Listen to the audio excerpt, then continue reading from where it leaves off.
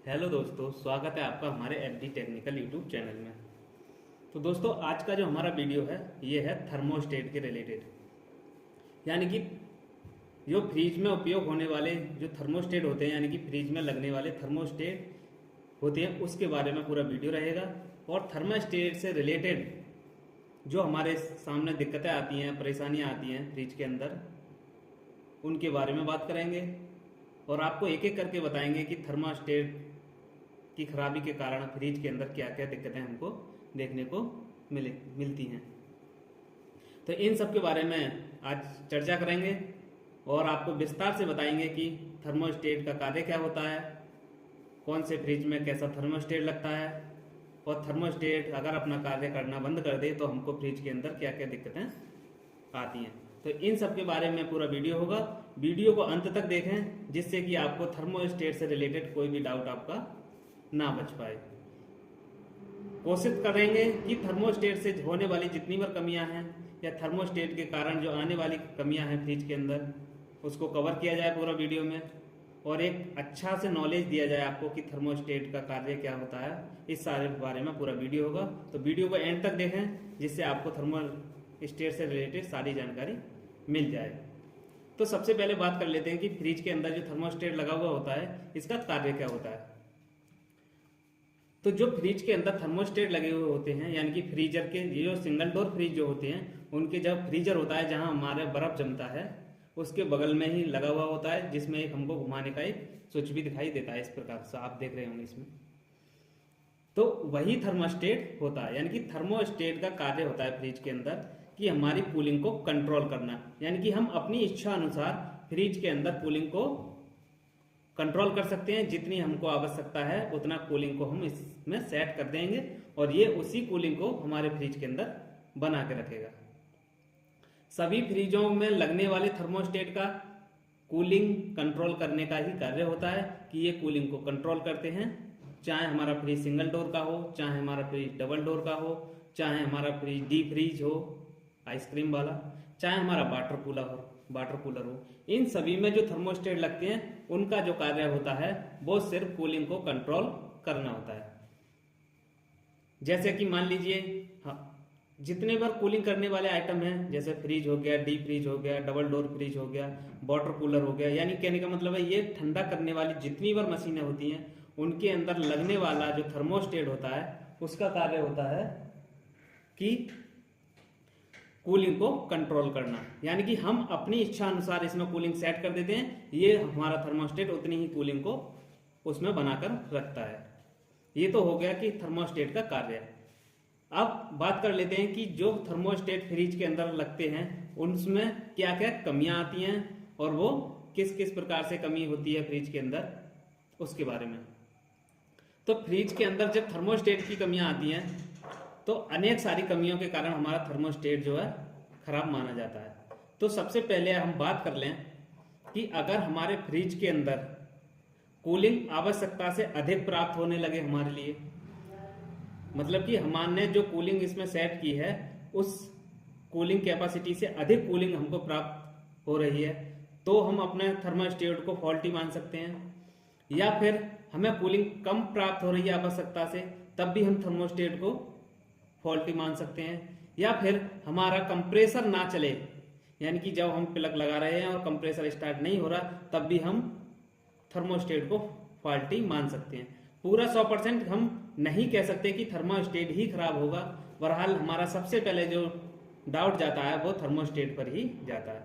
मान लीजिए हमारे फ्रिज के अंदर हमने जो कूलिंग सेट की थर्मोस्टेट में, जिसमें नंबर डले हुए होते हैं कि 1 2 3 4 5 6 7 तक, किसी किसी में जो भी नंबर डला हुआ हो, तो इस नोब को घुमा करके हम अपनी कूलिंग को सेट करते हैं। अगर किसी कारणवश हमने कूलिंग को सेट किया और उस सेट करने की स्थिति में हमारा फ्रिज अधिक कूलिंग दे रहा है या उससे कूलिंग कम दे रहा है, तो हम थर्मोस्टेट को फॉल्टी मान सकते हैं। कंफर्म पूरा से ये नहीं कह सकते हम कि थर्मोस्टेट हमारा खराब होगा। मान लीजिए कि जो हमारे सामने आप थर्मोस्टेट देख रहे होंगे, यही फ्रिज में लगने वाले थर्मोस्टेट है, यानी कि हमारे पास जो आपको देख रहे होंगे ये 2 साइज में हमारे पास थर्मोस्टेट है।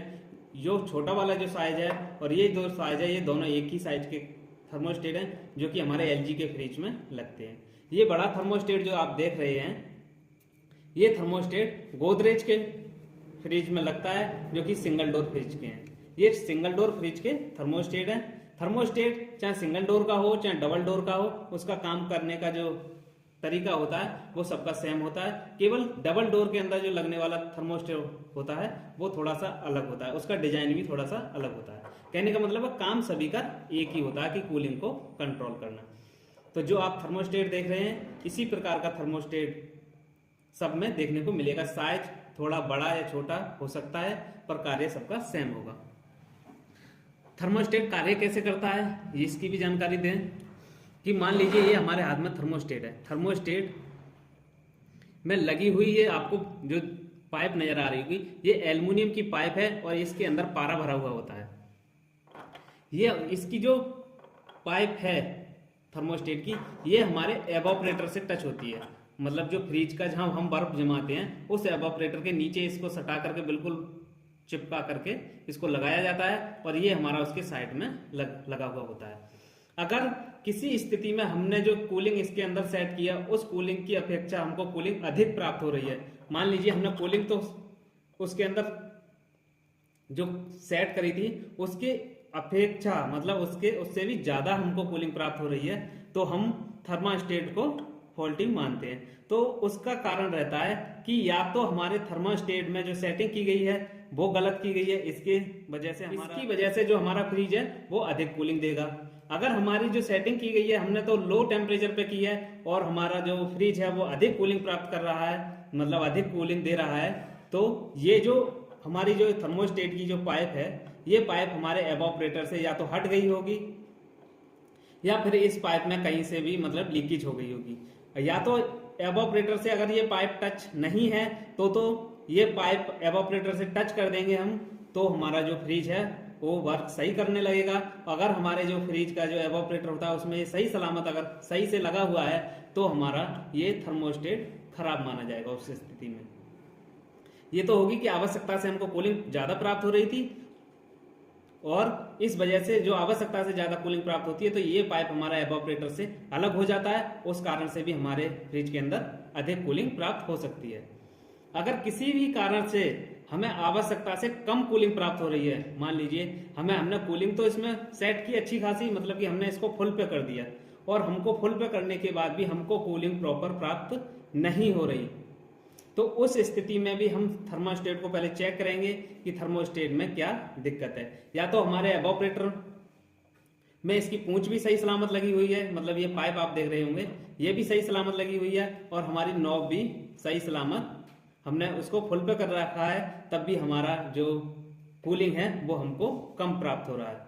तो या तो आप उस नॉब को चेक करिए जिसको आपने घुमाया है कि वो फुल पे है या फिर केवल खाली जो प्लास्टिक का आप देख रहे हैं, कभी कभार ऐसा होता है कि ये अंदर से नहीं घूमता है, प्लास्टिक का कवर ही घूम जाता है, तो इसको अवश्य चेक कर लें। अगर ये भी प्रॉपर सही है तो हो सकता है कि हमारा कंप्रेसर जो है वो पूरी कूलिंग यानी कि जो हमारी कूलिंग आनी चाहिए उससे ही पहले गर्म होकर ट्रिप हो जाता है। तो उस स्थिति में तो हमारे कंप्रेसर का उसमें इशू होता है कि हमारा कंप्रेसर जो है वो हमारी कूलिंग आने से पहले ही ट्रिप कर गया होगा या फिर हमारी लाइट चली गई होगी। इस वजह से भी हमारे फ्रिज के अंदर कूलिंग कम मिल सकती है हमको।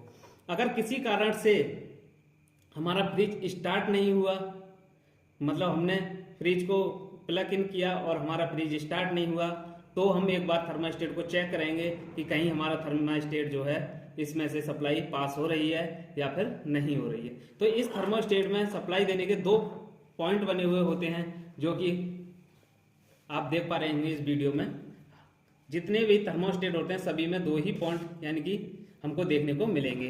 कहने का मतलब है जो थर्मोस्टेट के जो पॉइंट होते हैं इसमें फेज सप्लाई को हम भेजते हैं और यानी कि एक से इन कराते हैं और दूसरे से आउट करा लेते हैं। तो इसमें से जो इन होता है और जो आउट होकर के जाता है वही हमारा यानी कि कंप्रेसर को जाता है, जिससे हमारा कंप्रेसर स्टार्ट होता है।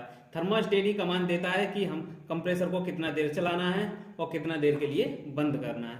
अगर ये सप्लाई देना अगर बंद कर दे तो हमारा जो कंप्रेसर है वो नहीं चलेगा। तो अगर इसने सप्लाई देना बंद कर दिया तब भी हम इसको क्या करेंगे, खराब मानेंगे। तो इसको चेक करने का जो तरीका होता है वो भी बहुत आसान तरीका होता है कि हम कोई भी एक मल्टीमीटर ले लेंगे।